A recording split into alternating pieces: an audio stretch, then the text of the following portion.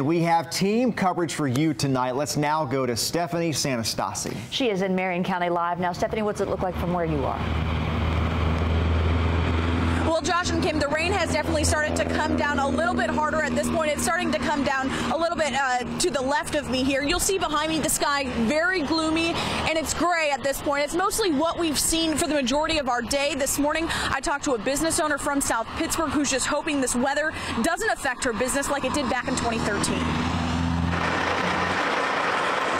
Ofer and her husband own Steve Areno's, an Italian restaurant in South Pittsburgh and Scottsboro. We've been here for 12 years and in Scottsboro for 11. On days like today, when it's gloomy outside and severe weather's expected, things here can change quickly. You know, a lot of times when it rains, we do get busy.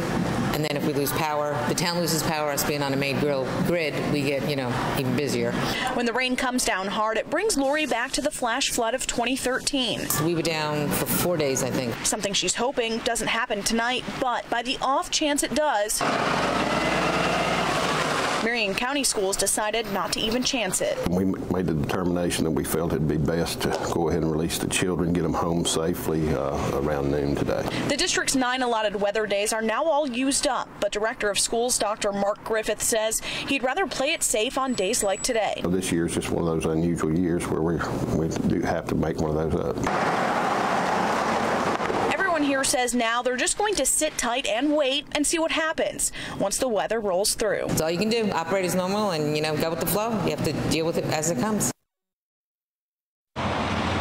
Dr. Griffith hasn't made a call yet on what he's going to do as far as school tomorrow. He says it just depends what falls here tonight and what kind of damage they see. But of course, he said he'll make sure to send out that alert as soon as he knows. As for here in South Pittsburgh, we'll continue to monitor the weather here. Reporting live in Marion County, Stephanie Sanastasi, News Channel 9. All right, Stephanie, thank you very much. Now over to Hannah Lawrence, who is here in Chattanooga. Hannah, what are you seeing where you are? Josh and Kim, right now where I'm standing on Stringer's Ridge, it's just drizzling. Back behind me, you can see a lot of fog in the area. This is a look at Moccasin Bend, and Lookout Mountain is hidden by a lot of the moisture that's in the air. Back over Lookout Mountain is, of course, towards the Alabama area where things are getting severe that David was talking about, that line of storms that's coming up this way. We're continuing to monitor it as it comes into the valley, into our viewing area, and we'll let you know when it gets here. But for now, we're live in Hamilton County. Hannah Lawrence, News Channel 9. Thank you, Hannah. If a tornado does touch down, go to the lowest part of your home. If you don't have a basement, get into an interior room with no windows, like a hallway or a bathroom. Cover yourself with blankets and pillows to protect yourself from debris.